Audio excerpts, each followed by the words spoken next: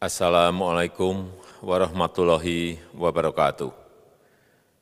Bapak, Ibu, saudara-saudara sebangsa setanah air, pagi tadi saya telah memimpin rapat terbatas secara virtual tentang Undang-Undang Cipta Kerja bersama jajaran pemerintah dan para gubernur. Dalam undang-undang tersebut terdapat 11 klaster yang secara umum bertujuan untuk melakukan reformasi struktural dan mempercepat transformasi ekonomi. Adapun klaster tersebut adalah urusan penyederhanaan perizinan, urusan persyaratan investasi, urusan ketenagakerjaan, urusan pengadaan lahan, urusan kemudahan berusaha, urusan dukungan riset dan inovasi, urusan administrasi pemerintahan, urusan pengenaan sanksi, urusan kemudahan pemberdayaan dan perlindungan UMKM, urusan investasi dan proyek pemerintah, serta urusan kawasan ekonomi. Dalam rapat terbatas tersebut, saya tegaskan mengapa kita membutuhkan Undang-Undang Cipta Kerja. Pertama, setiap tahun ada sekitar 2,9 juta penduduk usia kerja baru, anak muda yang masuk ke pasar kerja, sehingga kebutuhan atas lapangan kerja baru sangat-sangat mendesak. Apalagi di tengah pandemi, terdapat kurang lebih 6,9 juta pengangguran dan 3,5 juta pekerja terdampak pandemi COVID-19. Dan sebanyak 87% dari total penduduk bekerja memiliki tingkat pendidikan setingkat SMA ke bawah, di mana 39% berpendidikan sekolah dasar. Sehingga perlu mendorong penciptaan lapangan kerja baru, khususnya di sektor padat karya. Jadi, Undang-Undang Cipta Kerja bertujuan untuk menyediakan lapangan kerja sebanyak-banyaknya bagi para pencari kerja serta para pengangguran. Kedua, dengan Undang-Undang Cipta Kerja akan memudahkan masyarakat, khususnya usaha mikro kecil, untuk membuka usaha baru. Regulasi yang tumpang tindih dan prosedur yang rumit dipangkas. Perizinan usaha untuk usaha mikro kecil (UMK) tidak diperlukan lagi, hanya pendaftaran saja. Sangat simpel. Pembentukan PT atau perseroan terbatas juga dipermudah. Tidak ada lagi pembatasan modal minimum. Pembentukan koperasi juga dipermudah. Jumlahnya hanya 9 orang saja. Koperasi sudah bisa dibentuk. Kita harapkan akan semakin banyak koperasi-koperasi di tanah air.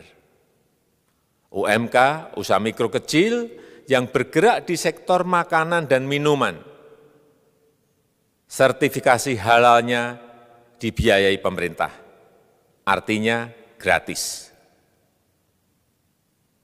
Izin kapal nelayan penangkap ikan misalnya, hanya ke unit kerja Kementerian KKP saja.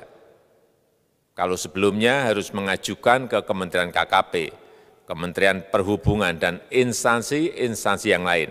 Sekarang ini cukup dari unit di Kementerian KKP saja.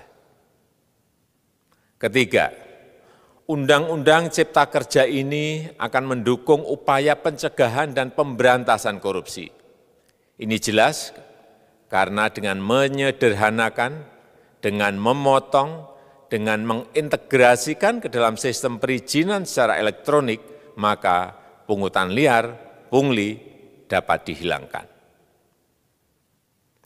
Namun, saya melihat adanya unjuk rasa penolakan Undang-Undang Cipta Kerja yang pada dasarnya dilatar belakangi oleh disinformasi mengenai substansi dari undang-undang ini dan hoax di media sosial.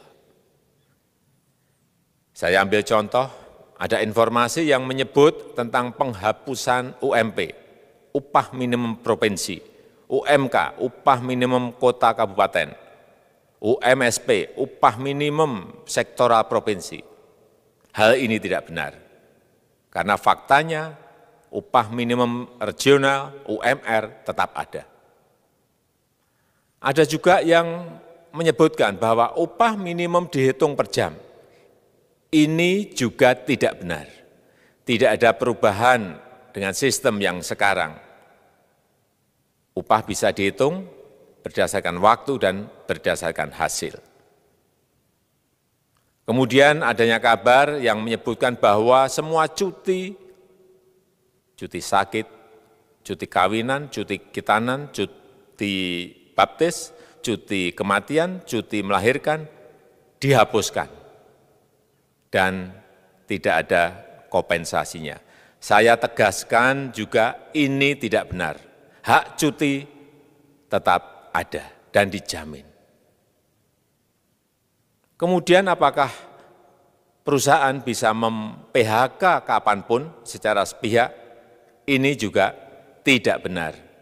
Yang benar, perusahaan tidak bisa me-PHK secara sepihak. Kemudian juga pertanyaan mengenai benarkah jaminan sosial dan kesejahteraan lainnya hilang. Yang benar, jaminan sosial tetap ada. Yang juga sering diberitakan tidak benar adalah mengenai dihapusnya AMDAL, analisis mengenai dampak lingkungan. Itu juga tidak benar. AMDAL tetap ada. Bagi industri besar harus studi AMDAL yang ketat. Tetapi bagi UMKM lebih ditekankan pada pendampingan dan pengawasan. Ada juga berita mengenai Undang-Undang Cipta Kerja ini mendorong komersialisasi pendidikan. Ini juga tidak benar. Karena yang diatur hanyalah pendidikan formal di kawasan ekonomi khusus, di KEK. Sedangkan perizinan pendidikan tidak diatur di dalam Undang-Undang Cipta Kerja ini. Apalagi perizinan untuk pendidikan di pondok pesantren. Itu tidak diatur sama sekali dalam Undang-Undang Cipta Kerja ini.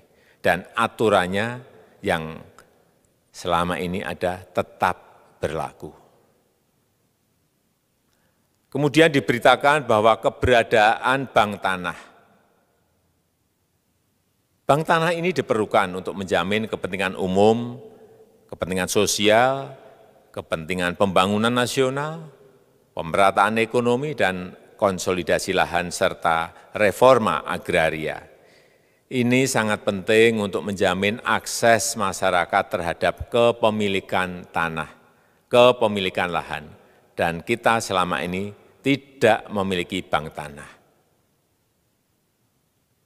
Saya tegaskan juga bahwa Undang-Undang Cipta Kerja ini tidak melakukan resentralisasi kewenangan dari pemerintah daerah ke pemerintah pusat. Tidak ada.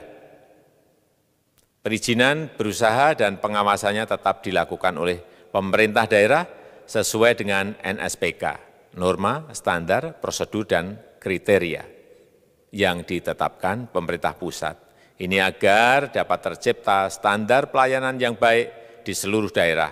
Dan penetapan NSPK ini dapat nanti akan diatur di dalam PP atau peraturan pemerintah. Selain itu, kewenangan perizinan untuk non-perizinan berusaha tetap ada di Pemda, sehingga tidak ada perubahan. Bahkan kita melakukan penyederhanaan, melakukan standarisasi jenis dan prosedur berusaha di daerah. Dan perizinan berusaha di daerah diberikan batas waktu. Ini yang penting di sini. Jadi ada service level of agreement. Permohonan perizinan dianggap disetujui bila batas waktu telah terlewati. Saya perlu tegaskan pula bahwa Undang-Undang Cipta Kerja ini memerlukan banyak sekali peraturan pemerintah atau PP dan peraturan presiden atau Perpres. Jadi setelah ini akan muncul PP dan Perpres yang akan kita selesaikan paling lambat 3 bulan setelah diundangkan. Kita pemerintah membuka dan mengundang masukan-masukan dari masyarakat dan masih terbuka usulan-usulan dan masukan dari daerah-daerah. Pemerintah berkeyakinan melalui Undang-Undang Cipta Kerja ini jutaan pekerja dapat memperbaiki kehidupannya dan juga penghidupan bagi keluarga mereka. Dan kalau masih ada, jika masih ada ketidakpuasan terhadap Undang-Undang Cipta Kerja ini, silahkan mengajukan uji materi atau judicial review melalui MK, Mahkamah Konstitusi. Sistem ketatanegaraan kita memang mengatakan seperti itu. Jadi, kalau masih ada yang tidak puas dan menolak, silahkan diajukan uji materi ke MK. Saya rasa itu yang bisa saya sampaikan pada kesempatan yang baik ini. Terima kasih.